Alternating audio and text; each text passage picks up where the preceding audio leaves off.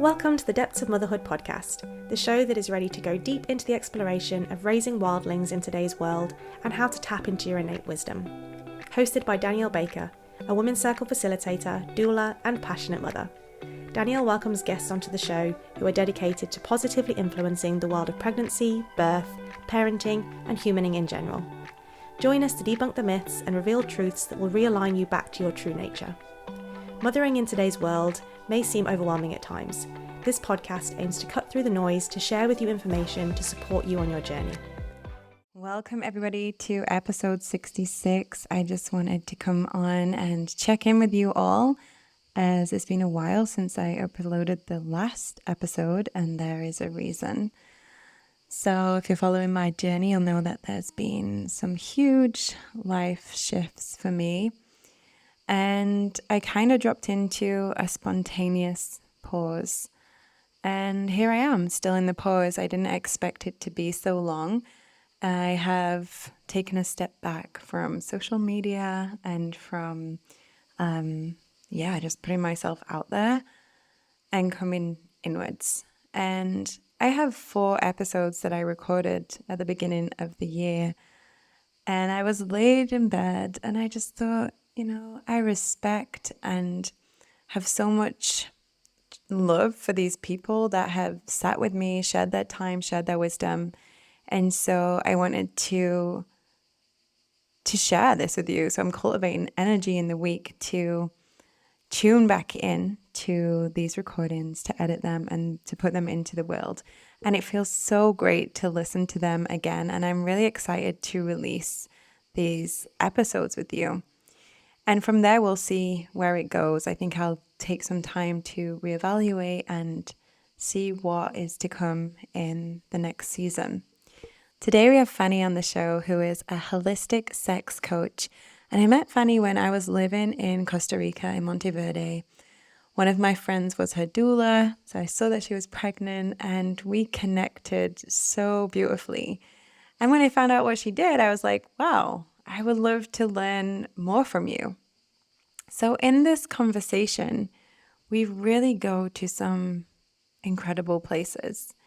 She talks about the sacredness of the body and how through Tantra we can experience divinity from within, which is a completely different way of living from what we've been told in our society, that everything has to be given to us from outside. Our worth is given to us. It is something that can be put into a box. It is something that can be measured from outside of us. So in this conversation, we really dive into what it means to explore life in this physical body through our sexual and creative energy. And she shares so vulnerably about how she got to this point. She actually was working for the Green Party in the Danish Parliament, and it kind of was one of the catalysts for helping her to see and to experience life in a more feminine way. She was in this male dominant world, and she was becoming curious to how she can soften and move back into her body to experience world through her physical form. So like I mentioned in the beginning, she was pregnant when I met her, and now she has her baby in her arms. So if you want to follow her journey, then you can go into the show notes and find her Instagram link there. Fanny talks about how the shift into pregnancy really changed the way that she was connecting to her sexual energy, and how this was a whole new world for her to explore, deepening her relationship with her partner, but through a different lens. So I'm curious about your experience. How did you feel during your pregnancy? Did you feel a desire to deepen in your sexual relationship with your partner? How did that look? Did it feel like you wanted to retreat inward and you didn't want anyone to touch you? Did you notice at different parts of your pregnancy this also changed? Just take a moment to reflect on that and how it was, if you've had your baby, going to the other side, how that felt. Because this is the conversation that we're going to explore today. And Fanny talks about the word that she held with her going into this year, which was surrender. And I feel that is just so beautiful because there is that stripping away of the mind and letting the heart guide us. And I've spoken to many women about this topic, about where their sexual energy is moving and how they feel about their body and their relationship during pregnancy and postpartum. And for some women, there's this feeling that they kind of don't want to be touched, but there is almost like an obligation.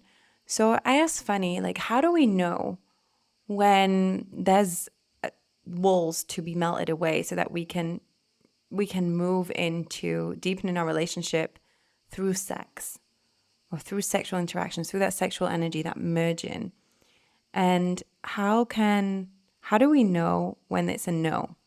And throughout this conversation, it really took me to a place of unraveling the layers of sexual energy and sexual desires, and us being here as sexual creative beings and experiencing everything that the world has to offer, and how our past has shaped this moment to our desires and our needs and the things that we reject. And how if we slow down, we can actually listen to our body to tell us, okay, what is it that the body is calling for in this moment? Is this moment a time to say no? I would like my own space. And to also hear if there's the fears of, if you do not do this, then it's going to be damaging the relationship in some way. Because it seems as I talk to mothers, there's a lot of pressure to keep the partner happy through having sex, through showing up in a way that's expected. But I hope through this conversation, you'll find tips and tools to listen to your body and find trust and find a voice to say no with love and gentleness. And from that, if that's the path, to explore what it could look like to continue to merge and deepen in your relationship. Because this is a huge rite of passage, and to walk side by side, to see each other pass through, is something so beautiful. And there might be times where there's a pull to the past self, expectations of who you should be, how you should speak, act.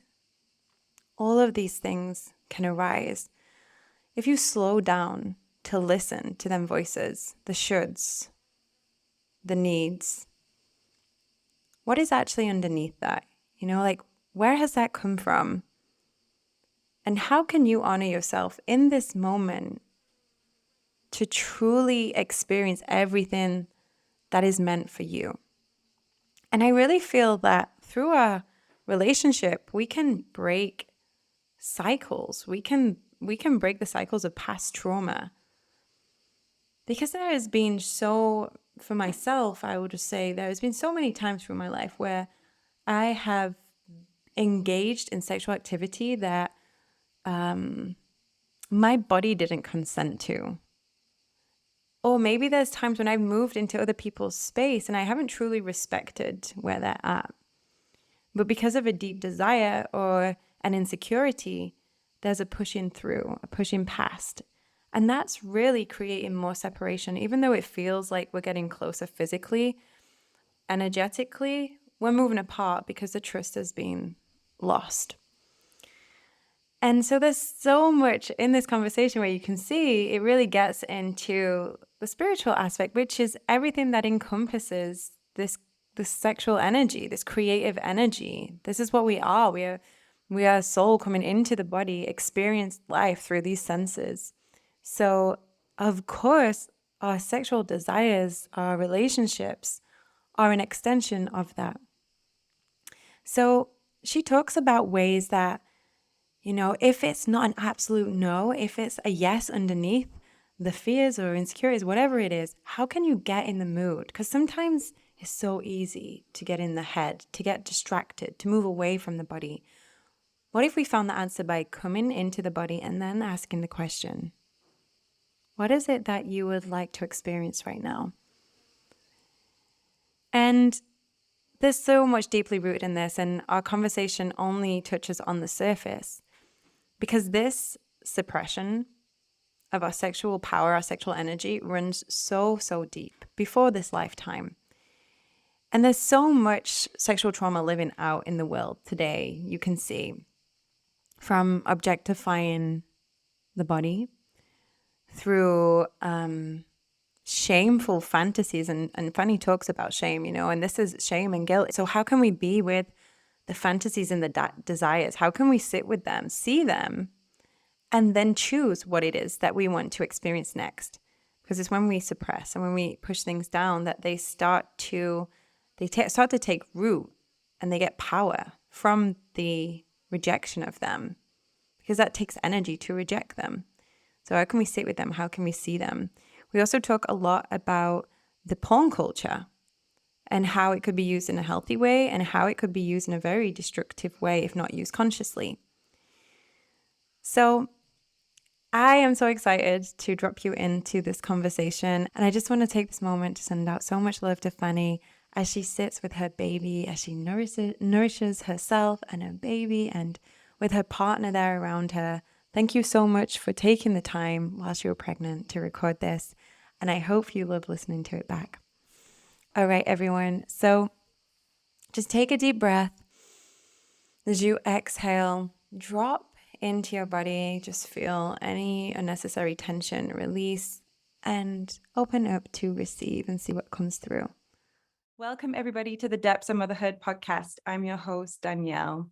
This week, we are joined by Fanny. Hello. I'm so happy to have you here. Me too. So I met Fanny in Costa Rica, and this was just before I left, maybe a month before I left. And I saw that she was pregnant, and we connected so well. And then I found out the work that she was doing, and I was so curious. And I know that a lot of our members have been talking about this recently, talking about our sexuality, our sexual energy, everything surrounding that. So we are very, very grateful to have you here. I'm so grateful too. So how did you get to doing this work that you do? It's not every day I meet someone who is a sex and relationship coach. No, it's still filled with taboo. So yeah, you really have to want it. Yeah. So how did I came into the work? I think I started out in politics and like really focusing on sustainability and the environment, and also got elected as a politician in Copenhagen municipality. And yeah, I was very filled up with like that masculine energy in politics of like competition, goal orientation. It was all about like very, very masculine energy.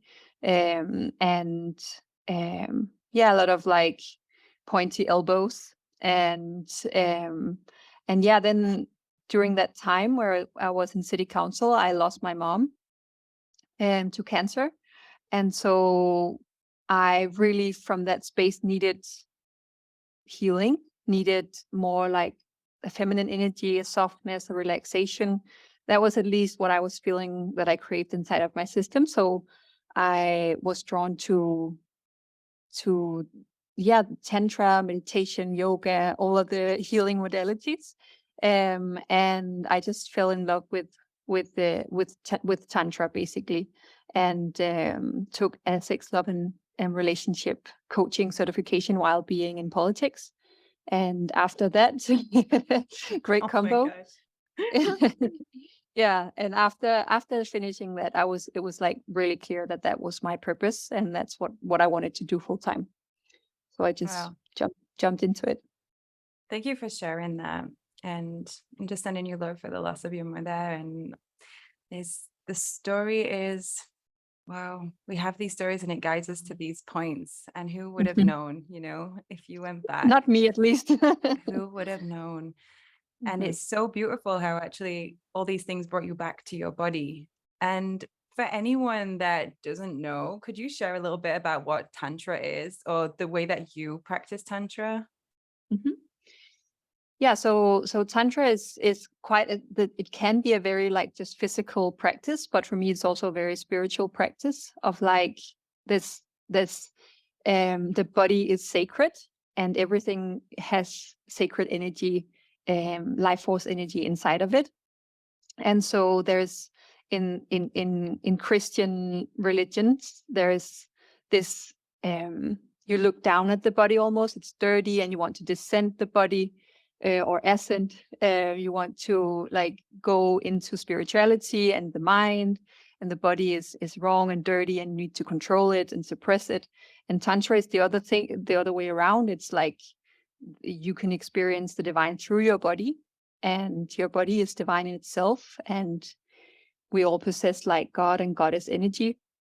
And I think that's really, really beautiful, because I've been struggling with eating disorder as well, body dysmorphia, all of the things that most women have been struggling with one time or another. So like really seeing my body as divine and as a vehicle to healing was very healing for me. So that's one part of Tantra, and of course it seeps into sexuality as well. It's like the body, it's not dirty or wrong. It's something that's actually a divine vehicle to healing, through pleasure, through being in the body, and accepting all of ourselves and seeing all of ourselves as divine. So I really like that. I absolutely love that. I've got goosebumps because I resonate with the things that you're saying, the disconnect from the body and how I've treated my body.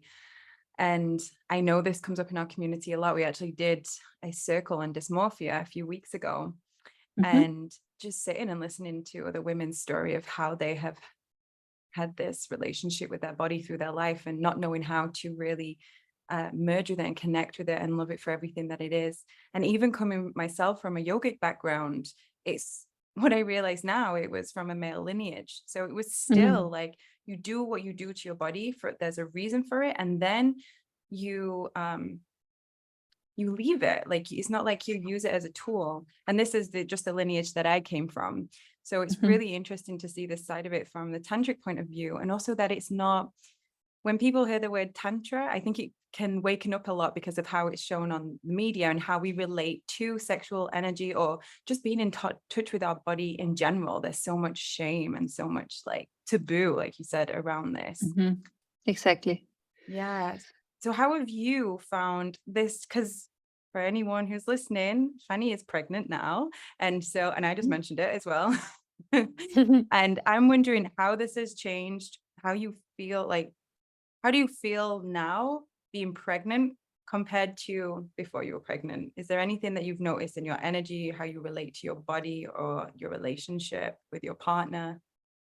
Yeah, a lot has changed. So as a sex, love, and relationship coach, I was doing like daily pleasure practices, and like before I was becoming pregnant, I did a lot of sexual, erotic, energy practices. And also with my partner, we had a lot of lovely tantra sex and like play dates where we were exploring different practices. And then as soon as I became pregnant, it was almost like the day after, my body was just not into any of that. And so I tried forcing it for a while. I tried you do practices to get out of your head into your body, and like it was just not feeling good. It felt off, and it felt like I was like putting something over my body that it didn't actually want. And so I just stopped doing all of the practices that I normally do. I don't even meditate now. I usually have a daily meditation practice, journaling practice. I don't do that more than once a week now, maximum. And we've had very, very little sex, because I'm really just committed to listening to my body and to feel into when she's ready, when she has like an opening, and as soon as she is ready, we can like try, even though it's hard with the belly. But so the sexual energies has definitely changed, and I think it makes a lot of sense biologically that we're already making a baby. Why would we want to have more sex, right? Yeah, I relate to that. When I was pregnant, I had the same thing, apart from in I would say 6 weeks before I gave birth, things shifted. And when I was reflecting it, I think just because the energy was moving downwards, like the opening, and I think that just that flow of energy moving there woke things up again. But it was funny because it wasn't as though I just wanted to be with myself. I was happy self-pleasure, and it wasn't as though I wanted to have sex with my partner. So that was interesting. I only just thought of that now, actually, when you were saying it. So do you have anything that you've prepared for when your baby comes earthside? So we are in the middle of like an apartment hunt. So we're not settled where we are gonna have our baby, which is quite stressful.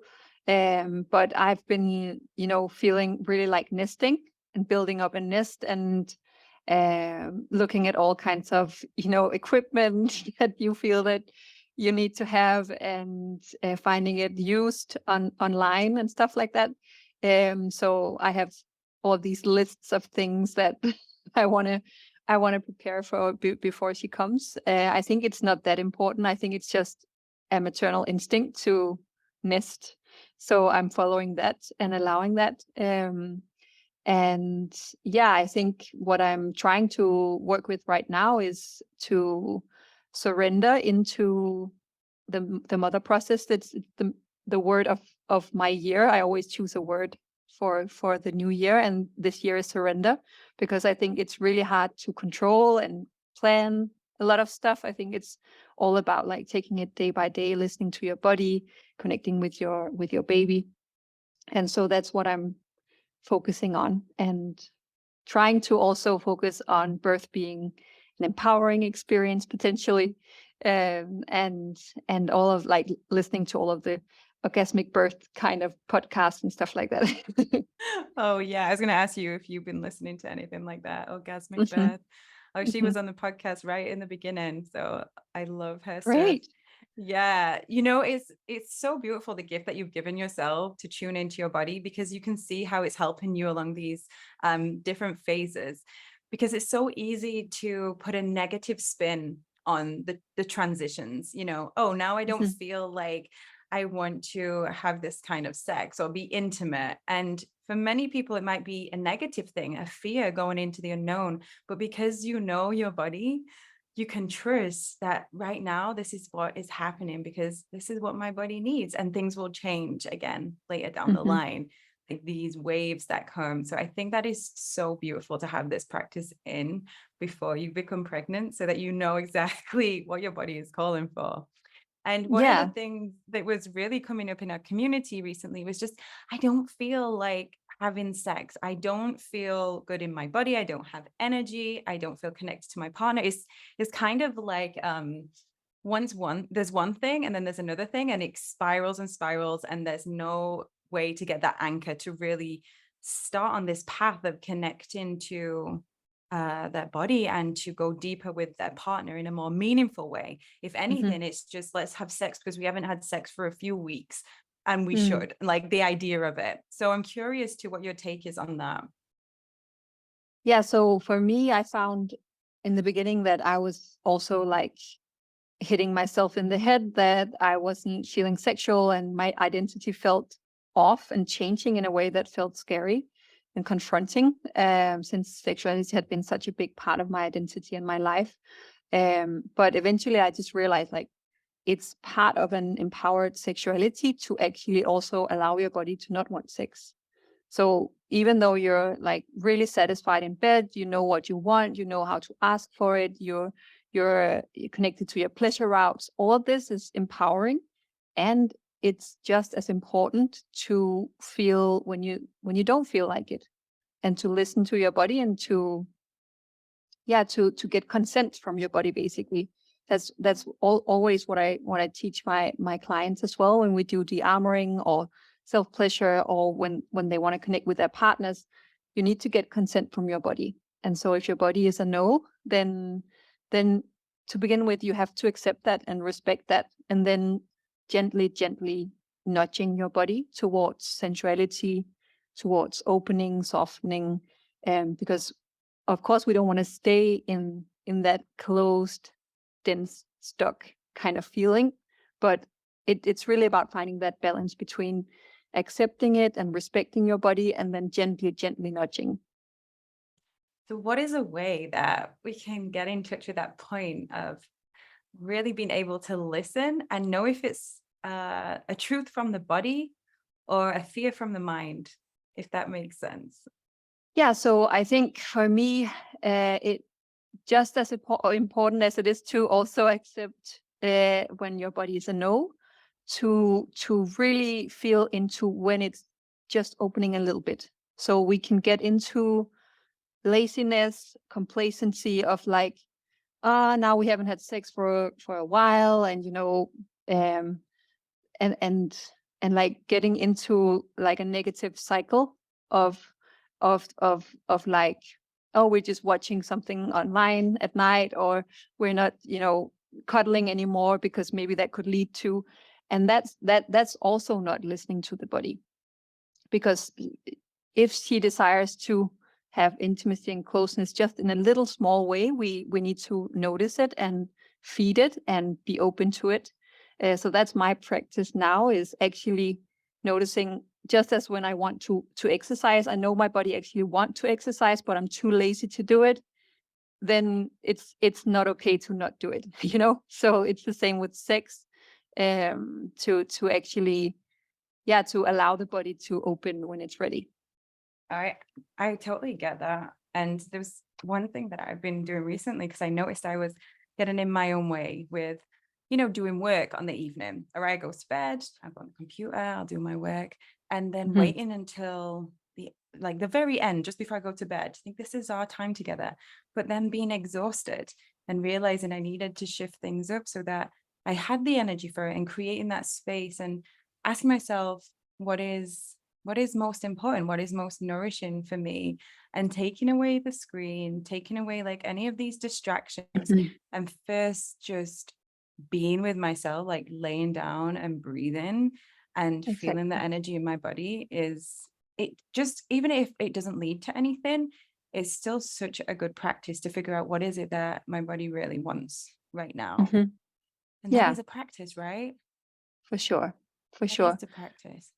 And there's no magic formula of like, if you do this, then you will become sexually open, and so it's really about the gentle nudge of like, exactly as you say, just lying down, breathing, taking your phone out of the bedroom, and basically just maybe taking a hot shower, maybe putting on some lovely music that you can move your hips to, like really gentle things. I also do a yoni massage for the perineum, and so just massaging my yoni with oil without it having to lead anywhere, but usually it actually makes me feel like a little bit turned on later in the day when I've done that practice. So that's also something you can do. Oh, I like that. I also do yoni steam. That always helps me. If I put some nice, delicious herbs there, and I'm like so open and moist right now. Like, I'm ready. Like Elon always knows when I get the steamer, it's like, it's going to be a good night. Great. I need to try that.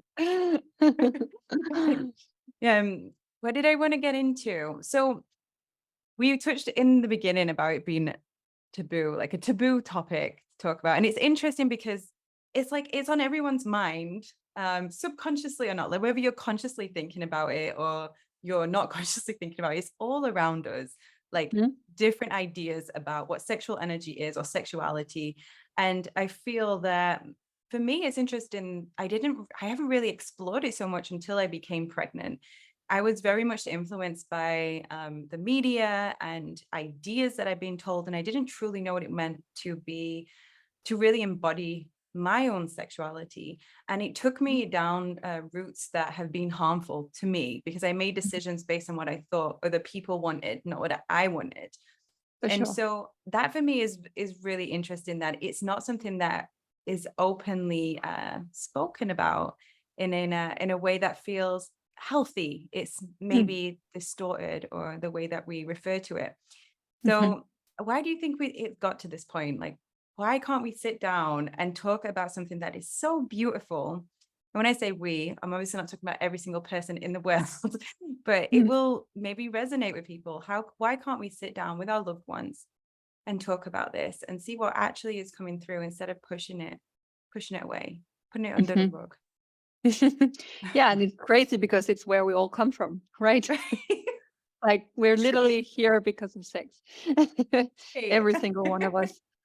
Yeah, so there's two main things around why I think we ended up in this taboo area around sex, and I think the first is Christianity, and the suppression of women and the suppression of women's bodies, and again like the looking down at the body as being dirty, and seeing sex as dangerous and dirty and wrong, and if you can get over your urges, you will be more zen and in control and enlightened and eventually go to heaven, all of this shit.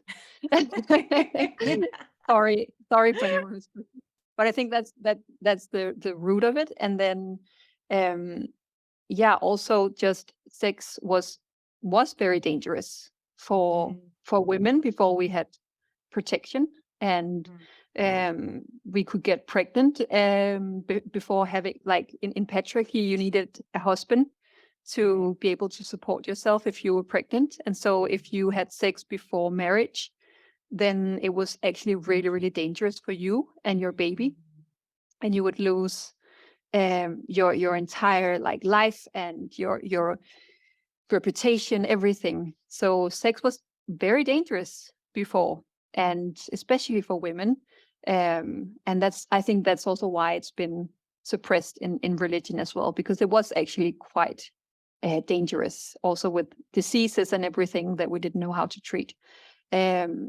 So that it's really connected to danger, and also with the witch hunters and the witch wound around women in their sexual power, in their magic, in their mysticism. That was also scary and dangerous for men. I think it felt like they were being sort of, it felt like their power was threatened in some way when women were in their sexual power. So danger. How now women can look at other women and be afraid of that. How exactly, that wound plays out through us as women as well. That's been so interesting, seeing that when we did a sisterhood wound circle, and just seeing our fears that come up around another woman if they are stepping into their sexual power, their sexual energy, and embodying themselves and showing skin. It's coming through as a threat. And it makes me think about all this trauma that we have living within us, surrounding us with the collective through our history. It makes me think of how we're living through that, and how can we know when it is that fear or sexual trauma coming through, or when it is that it's just a no, I don't want to have sex right now because my body is saying so. And I mean, I think the point I'm getting to is I've been in relationships before, I'll just speak for myself, where they have been where we've been living out our trauma, where it's been manifesting through sexuality, whether it be an avoidance of it, whether it being overly sexualized in the way that we're looking at porn and playing out things that are really not connected to each other, but just objectifying the body. And then maybe one of my partners was completely addicted to porn, for example. And there's so many ways this can manifest, but I'm just speaking from my own experience, where fundamentally there's just been a disconnect of souls and the body's being objectified. I don't even know if I got a question there, but do you see that coming? Because this is your life. Like, is this what comes through often? And how would you deal with this?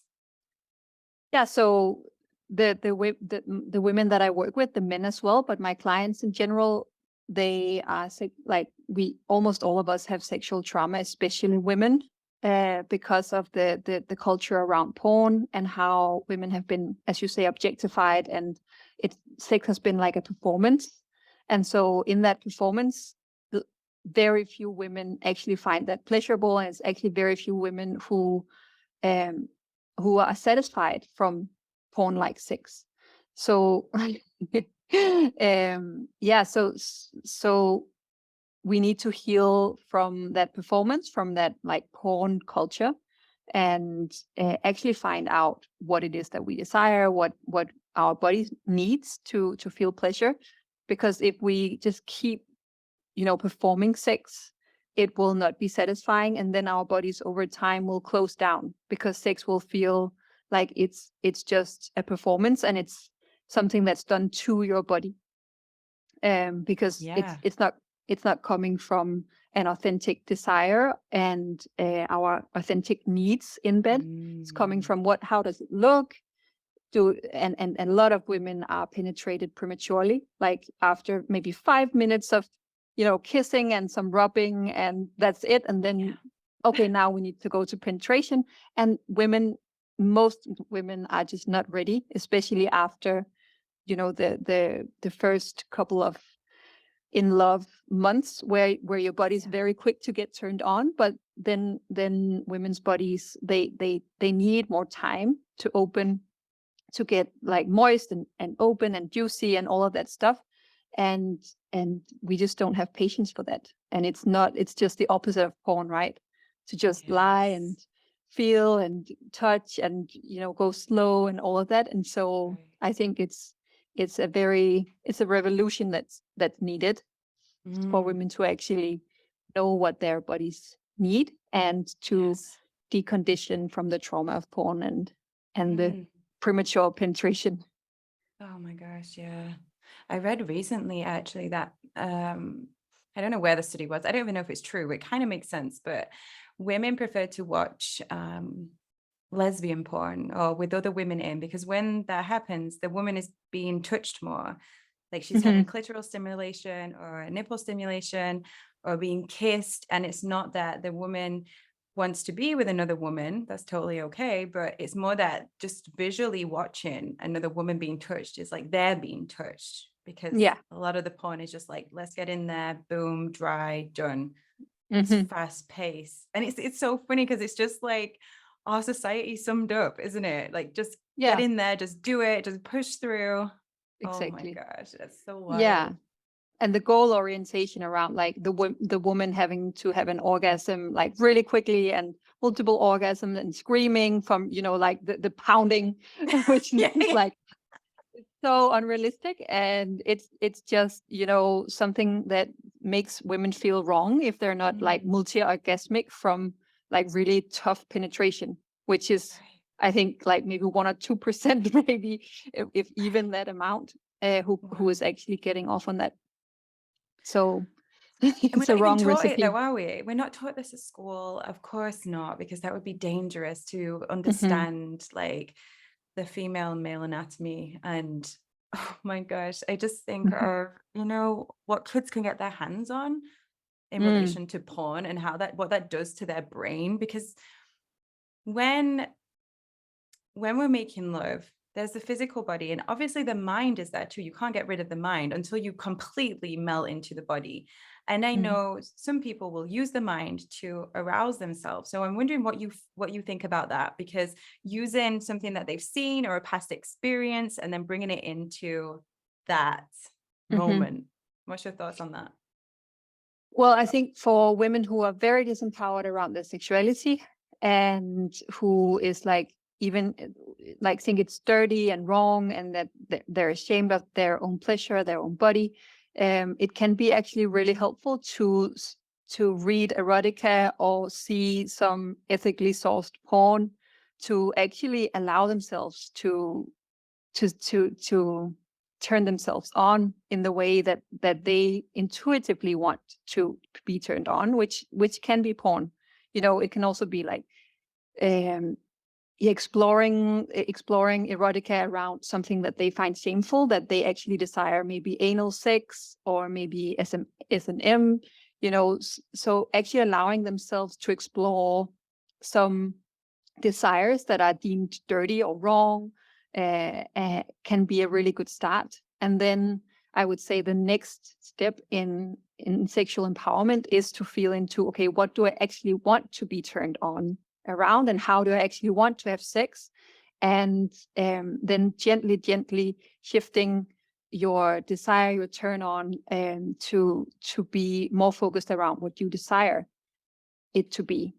So it's like Yeah. not getting stuck on these things, but just seeing it as an opportunity to explore. Yeah, Because exactly. as long And as we keep these fantasies in the closet, they start knocking and they jump out, and then suddenly they're with you, but you don't know what to do. So instead, just like opening the door and say, okay, what is it that you want to explore? And maybe just considering what that means, because maybe some people have fantasies that would completely destroy their relationships, you know? So it's like being able to sit with it all and see what comes through and making decisions. We definitely need to unshame the desires that we have and the kinks that we have. It's usually the first sexual experiences that we have when we're growing up that are somehow tainting our what we actually have as a turn on. So it could be, you can see something distorted and actually your body will react to it, and that will later turn you on. So it's not something that's like quote unquote wrong with you, or that you're distorted in some way. Maybe you just experienced or read something. Maybe you saw your parents seeing a movie where there was a rape scene, something like that. And it's something that's primed into your body.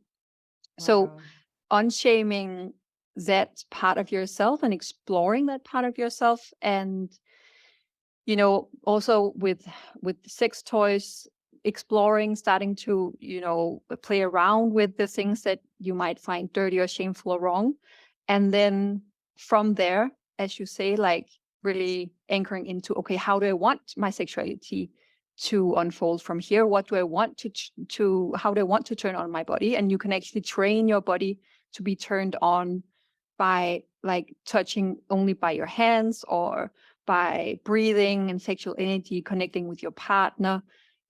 From a massage, you can train your body to be turned on from different things. Wow, I just realized the work that you're doing is so needed. Like I knew this anyway, but I'm just thinking of the things that I saw growing up. Like I found porn magazines from my brother's dad, or I heard my mom and dad have sex, or, but not that that's bad, but the feeling that it gave me inside, and these sexual experiences I had with other children. And these are still things that I'm exploring how to communicate, because they live inside of me, they're memories, but how to say it is still the journey. And also how I relate to somebody else telling me their story, it's like holding space for all of that. And I suppose that must be one of the big things that you go into, right? With the work that you're doing, is really how you've got to this point. Yeah. So it's usually we don't actually talk like very specific details around like what is your most dirty secret. It's more of like everything that you're judging in yourself, try and soften around that, and try and find a softness and an acceptance and curiosity around what's coming up, and explore that for yourself, and unshame it. So it's very much about like unshaming it. Just, this is very, very normal. We all seen porn. We all felt weird when our parents had sex, all of these experiences that we just judge and hide away, is something that, we need to just unshame. And so it just, saying that it's okay to watch porn. It's okay. Like, it's okay if that's where you are right now. It's okay. And there's nothing wrong with it. That's also something that can help immensely to just be that, space holder and safe space for allowing what they desire. And we need to go through allowing that, unshaming that, before we can actually actively shift into something that feels better in our system. Yes, give ourselves permission. Mm-hmm. Okay. So have you any top tips of like how we can get in touch with our body today? What's a really nice practice that we could try out? I think that it's of course quite an intense practice for some people, but de-armoring the yoni, the canal, and the cervix is something that's really deeply healing for a lot of women. I have a masterclass done on that with a practice as well. But just like slowly de-armoring. It's basically armor inside of yourself. That's muscles that have been tensing up because of something like psychological. So it's a somatic response to something you've experienced. For example, premature penetration, or if you've had any assault, or you've touched yourself in a way that didn't feel right in your body. All of this can actually be stored in our tissue and create pain and numbness inside of our vaginal canal. So gently massaging that with a wand or with fingers, and just breathing into the emotions that arrive and the sensations that arrive, while being really present and loving with whatever is coming up. And then just like slowly over time, releasing those tensions and that pain and numbness.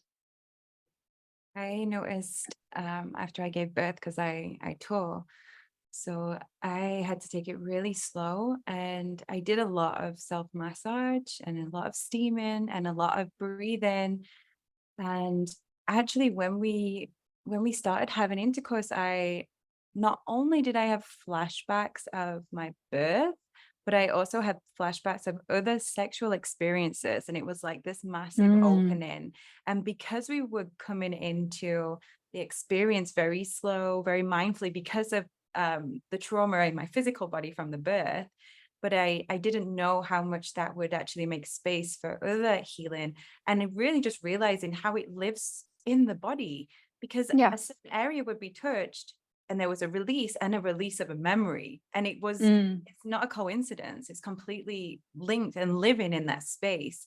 And this is the practices that I've done for years, but really being able to experience that through sex was incredible, because it's an area that I think I'd gone into a lot of the time disconnected from my body, and not even realizing that until now I'm on the other side, where I'm truly going into it consciously and listening and being able to take the time. Exactly. Yeah. So it's the body mind. It's one thing. Like we can't really, that I've spent so much money on going to a therapist or a psychologist, where it's like only the head, right, from the shoulders up, and it's just not getting me any results. At least I can understand myself better and understand what has happened, but it doesn't change somatically how I feel inside of my system. And so doing practices and getting coached or getting guidance that is connecting the body mind and the trauma that lives inside of us somatically is what will make the biggest healing. At least that's my experience. I love that. I really love that. I have one more question, if that's okay, before we close. So what if someone in the relationship is really open and ready to move forward, to connect in a more deep way, but there's the other one who's like, I don't really feel like it, I don't want to do that, and they're just not meeting, and so there's this resistance. How do you work with that? What top tips do you have to transcend these moments where there's just feelings of being stuck? Yeah, so it's hard to pressure people into something that they don't want to do. Right. So I mean, we can, as maybe the part who wants to go deeper, we can keep inviting our partners and keep like creating space and setting up like really luxurious night spaces for us to connect, and like taking action on making it happen. So it's not like just resentment and why is he not doing this, and why am I the only one who if he's not open to it. Now I'm just saying he as an example. if the partner is not open to like going into spiritual practices or more sensual deep practices, then they need to be gently invited into it with like a positive open attitude again and again to actually feel safe to step into it. And if the partner doesn't want to explore those things over time, then for me with my ex-partner, it meant that we couldn't be together because I wanted to dive deeper and he wanted to a little bit as well, but never really prioritized it. It didn't really happen, and I was sort of moving along in that direction and he didn't join me. So in that way, if you're not truly met sexually by your partner the way that you desire to, then that can be a reason to feel into whether it's the right match. If you really want to stay together, then keep having it be a positive and light, inviting sort of atmosphere around the practices. So it's not the sort of judging, resentment, why is he not, all of that stuff, because that will just drive him further away. Because there's such a big point in relationships, right? That's why you're together and you're not friends. I was thinking it's like it's holding it, and however that looks, and it's going to change through time. But being able to communicate your needs, because I think there is a fear of sharing. Okay, this is what I want, this is what I desire, in case of that judgment. And I think from this conversation that's come through is how can we sit with everything that arises and notice if your partner says something that makes you feel uncomfortable, we can share that. It makes me feel uncomfortable. It's not you, it's just somehow this is sitting in my body as a trigger point. And there's so much to learn from it, from exploring your body. It's so beautiful, actually. So beautiful. Yeah, so definitely the honesty part. So your partner will not meet you. Your partner. Araya's just come onto the screen, by the way, everyone. She was before when I was talking about porn. So I was laughing. I know. I meant to put that in. I was meant to say that's why you laughed. Exactly. Yeah. So of course we need to be very clear around what it is that we desire ourselves, and actually be able to practice putting words to that, so that our partners know that and can meet us there. If we are just expecting our partner to meet us in something that we don't even maybe know exactly what is, then that's too high expectations to put on your partner, on your relationship. So becoming really clear on what you desire and practicing sharing that with your partner, and again also taking initiative to actually create those spaces and situations for yourself. That's such great tips. And Araya's listening. She has one earphone in, so she's just like getting sex education so early on. Great. Thank you so much for all this information and for what you're doing. It's incredible. I'd love for you to share with the listeners where they can find you and any offerings that you have. I know you'll be taking a break soon, so yeah, so I am gonna offer my signature program, Pleasure and Personal Power, as a self-paced course this month, which is really the practices that I have been using to gain like empowerment in bed. So that's happening. And then, as I mentioned, the de-armoring workshop with a recorded practice as well is something that you can buy. It's really cheap, and it's something that I would highly recommend if you start your sexual empowerment journey. And then people can find me at Fanny Broholm on Instagram. So it's just my name. And also my webpage is fannybroholm.com. Yay! Thank you so much. And I will leave all your information in the show notes. This has been such a wonderful and inspiring conversation. Thank you. I think so too. Thank you so much. We did it. That was great.